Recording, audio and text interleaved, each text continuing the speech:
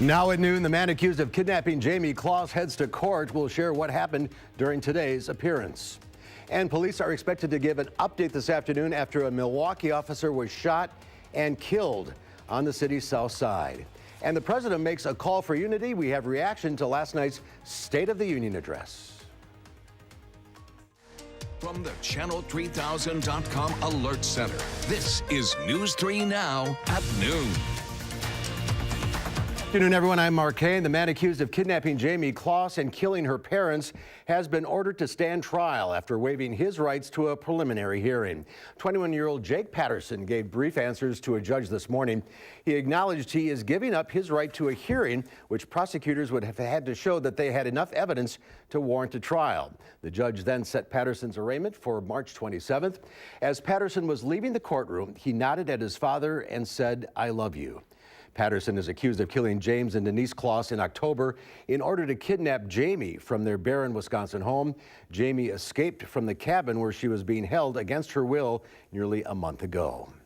A suspect is in custody after a Milwaukee police officer was shot and killed this morning. Milwaukee police are getting ready to update the public on the shooting any minute now. Our partners at today's WTMJ4 report the officer is a member of the department's tactical unit and he was in his late 20s or early 30s.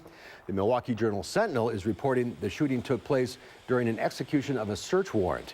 We'll update you once we learn more on this story. Now let's head over to the Weather Center. Meteorologist Dana Fulton has a look at your first alert forecast. A slippery start to the day. It really was, Mark. Even some secondary roads, sidewalks, and parking lot corners still very slick outside. Temperatures, of course, well below freezing for us overnight. So all of that moisture falling late yesterday evening. Just freezing for us and staying hard. Right now it's quiet outside. Looking at our Doppler radar, it feels very similar to where we were at this time yesterday afternoon. That puts us at 26 in Madison, 28 in Mineral Point and in Lone Rock. The wind chill, though, when you factor in that little breeze, puts us like a little closer to 18 in Madison and 24 in Janesville for what it feels like outside. Tonight we're expecting a repeat of what we went through last night. We do have an alert day in the forecast for the rest of the day and for your Thursday. A wintry mix will start to move in slowly this evening and last overnight and for your entire day on Thursday. We're expecting accumulations of both ice and snowfall. Of course, just any ice accumulation it really be hazardous to the roads and cause some dangerous travel conditions for us. But those ice accumulations should be close to just a 1/10 of an inch for Thursday, and the snow possibility also near an inch for us. But we'll take a closer look at your future track and what's ahead for the rest of the week in just a few minutes. Mark? All right, Dan, see you then. Thank you. President Trump received high praise from Republicans and from independents for his State of the Union address last night, while Democrats did not give the speech good reviews. Nicole Killian has more reaction from Capitol Hill. Don't sit yet. You're going to like this. President Trump received 43 bipartisan standing ovations during his State of the Union address. We also have more women serving in Congress than at any time before.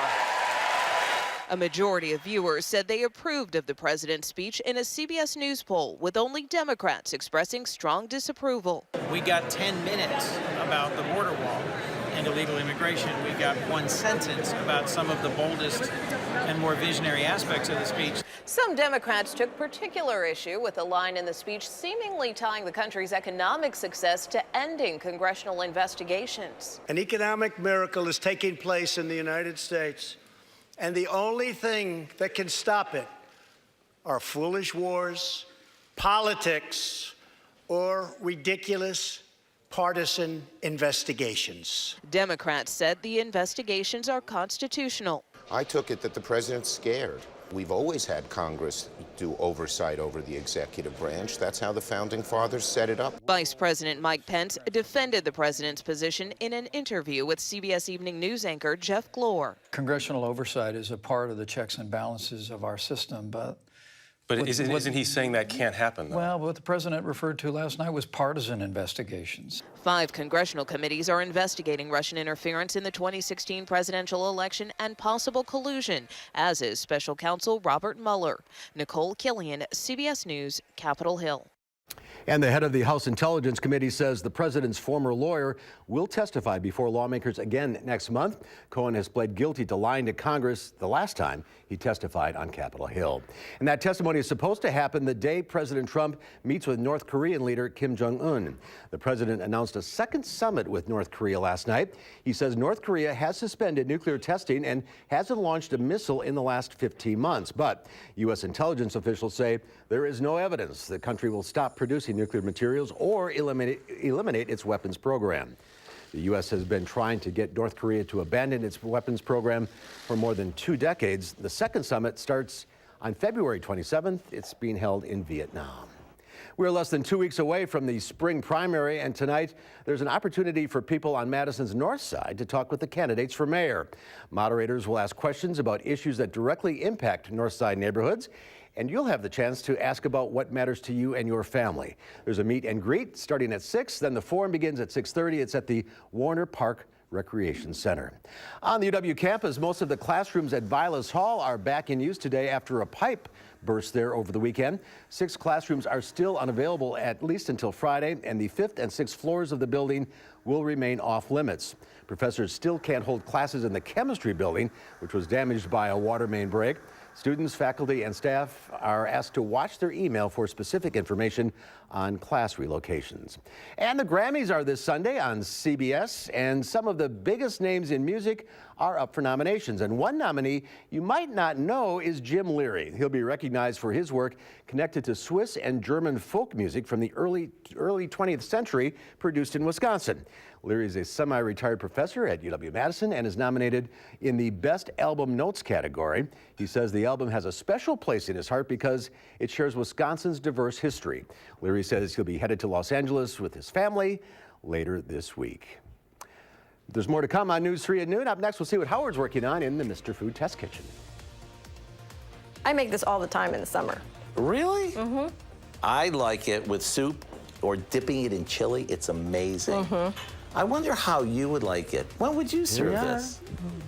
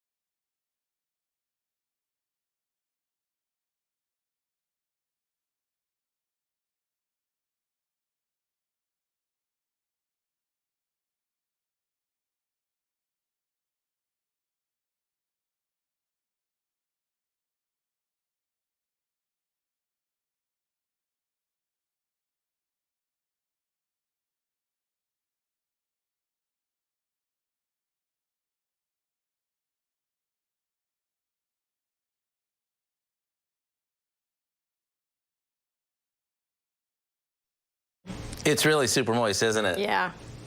I was going to start off this segment by suggesting that today's recipe for baking cornbread would be ideal for this time of year, since it goes well with a big bowl of chili or a hearty bowl of soup. Then I said to myself, this is also perfect in the summer with fried chicken or when it's toasted on the grill next to our burgers. Either way, let me show you how easy it is to make, and then you can decide for yourself when it's best to serve. First of all, you know it's going to be nice and moist since it starts with a good amount of sour cream mixed with milk, an egg, and melted butter. After that's combined, we stir in some yellow cornmeal, flour, sugar, bacon bits, and a few basics. After we give this a mix, we'll pour it into a pan and into the oven it goes. When it passes a toothpick test, it's done. Now it's ready to be slathered with butter, dunked in our chili, or warmed up on the grill. And since it's studded with bacon, you just might make this your new breadbasket staple. To get the recipe for our baking cornbread, all you have to do is check out our website. This is one of those recipes you hang on your fridge. Since you'll be making it all the time, I'm Howard with Kelly in the Mr. Food Test Kitchen, where today we found a year-round kind of way for you to say, ooh, it's so good. Well done. All right, thanks, guys. Alert days still in the forecast for today and tomorrow. Freezing rain, snow, and sleet could make roads slippery. Dana shares what we can expect next in our first alert forecast.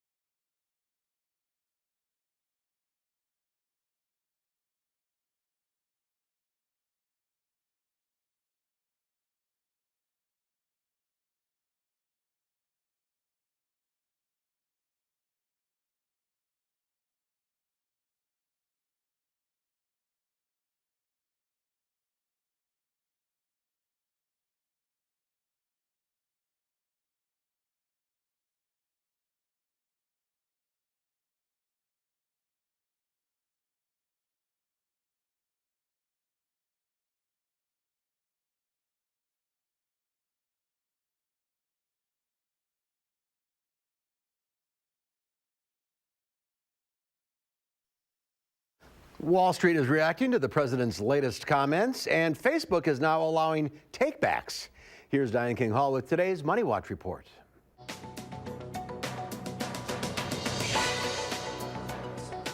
Wall Street fell under modest pressure in early trade as investors digested President Trump's State of the Union address. The president reiterated vows to build a border wall which has divided the government. The White House and Congress are moving closer to the next deadline to secure a spending agreement or face another partial government shutdown. Google will now inform you if your password has been compromised. A new free tool will tell users when their password information has been exposed to potential hackers. If you're on Google Chrome, you can download the password plugin. Then if someone logs into an account with your stolen information, a warning will prompt you to change your password.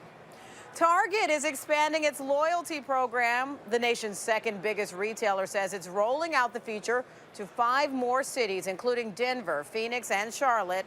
The program gives shoppers 1% back on purchases, redeemable on trips, and free next-day delivery on home essentials.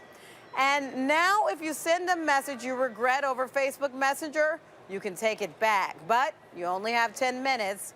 Facebook started rolling out the feature today for both iOS and Android devices. A user can tap on the message they want to remove and select the option Delete for everyone. And that's your CBS Money Watch report. For more, head to cbsmoneywatch.com. At the New York Stock Exchange, I'm Diane King Hall.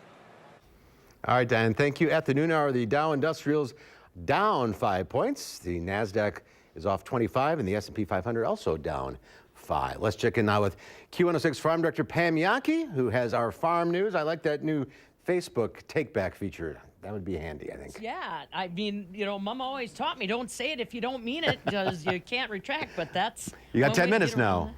Yeah, that's right. 10 minutes. There we go. Well, we would need about 10 minutes to focus in on what the news is in the marketplace for today. Pretty light. Everybody's waiting on the World Ag Supply Demand Report out on Friday. Tell you what, big chunk of Wisconsin is out in Washington, D.C. this week. I know that there's folks out there talking about what's going on with forages, alfalfa, cover crops with our elected officials. Just got off the phone a couple hours ago with Brad Kramer, past president of the Wisconsin Soybean Association, now treasurer of the American Soybean Association. He's in D.C. right now.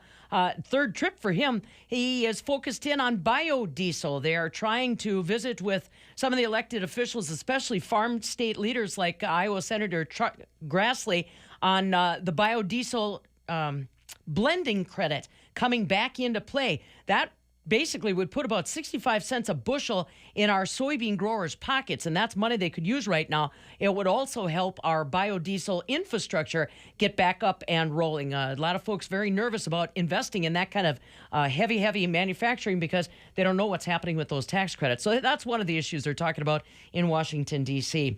The grain trade, like I said, everybody jockeying for positions. It's quiet this week. Feel like a broken record because we still have the Lunar New Year celebration keeping China out of the marketplace. Not a lot else that we can really focus in on except for that Friday report. Dairy markets today in Chicago also a little bit on the quiet side. Barrel and block cheese both stand unchanged for Wednesday. The AA butter 3/4 cent stronger at $2.28.5. Fluid milk trending higher. And got to congratulate our Wisconsin honey queen, Hannah Sostrom, Mark from Maiden Rock up in Pierce County, has been selected the 2019 American Honey Queen. So she's going to be trucking it across the countryside, helping people better understand what's going on with beekeeping and honey production. She's a third-generation beekeeper herself, student at UW Eau Claire, studying to be a nurse. And first time we've had a Wisconsin Honey Queen turn into the American Honey Queen since 2016. So I didn't know there were honey queens. Hey, you give me a commodity, I'll find a king or a queen for you, buddy. All right. You're on. I'll think of something. All right. Hey, Oconto County Dairy Queen right here, baby. Really? I'm not going to tell you circa what. Wow. What year? I ain't telling. Did they have pasteurization then? Oh! Send the emails to him, people. Send the emails. Congratulations, man. All right, we'll see you later. See you later, yo. Whoops. Put my foot in there. Can I have the 10-minute back thing? Here's Dana with the weather. That was a prime example, I think. If you could go into Facebook and Mark could run back with it, that would be perfect. So outside right now, we are looking at a pretty cloudy day. Conditions not so prime for us currently. In fact, we're actually watching our next opportunity for some light snow really build on in. And we're going to continue to see that chance develop for us overnight. We are expecting overall light snow, mixed precipitation continuing through the next few hours, or starting up tonight and continuing into Thursday, and that's why we do have a winter weather advisory in effect for all of southern Wisconsin, northern Illinois included in that. So just keep in mind as we look ahead, of course, to your Thursday, roads are going to be just as bad, if not worse, than they are right now. It'll be a little slick outside. I know there are some secondary roads, my own parking lot, not in a good place currently. Our Doppler radar is calm, but if we zoom out and look at the Midwest view, notice all of this moisture to the south and west seems like a far away, but that area of low pressure is actually going to gain a little steam and start to pull northeast. And as it does, it is going to push a lot of moisture through the Midwest, pulling some snowfall through northern Wisconsin, Minnesota, and Iowa. And then that snowfall may mix with a little precip for us late overnight. But that low pressure, again, right now down towards Oklahoma, it's going to get a travel ticket and come on up north to us by late Thursday.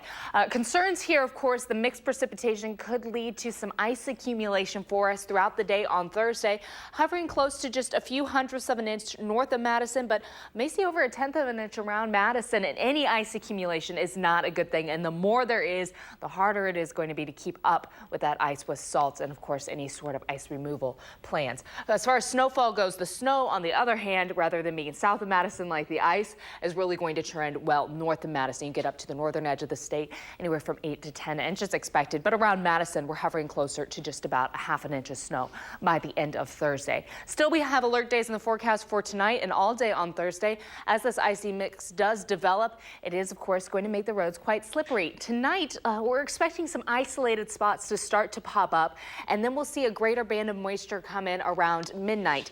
And that band is really going to stay with us throughout the morning, expecting some rainfall to the southeast corner of the state, and then again snow expected north of Madison. Temperatures tonight will only drop a few more degrees from where we're at currently. 27 is what we're looking at for an overnight low. With the cloud deck, we just don't get to cool down as much. Tomorrow, plan on a high of 33, and with those temperatures close to freezing, unfortunately, that doesn't mean a good thing for our mixed precipitation chances. We stay seasonal and close to freezing for today and tomorrow, and then the cold air settles in for Friday and Saturday. Not as cold as last week, but still just a little bitter outside for Friday and Saturday morning. So get ready for that, Mark. We'll need to bundle up again. Be careful out there. Yes. All right, Jana, thank you. Well, February is American Heart Month, and we're sharing 2 heart-healthy beef recipes.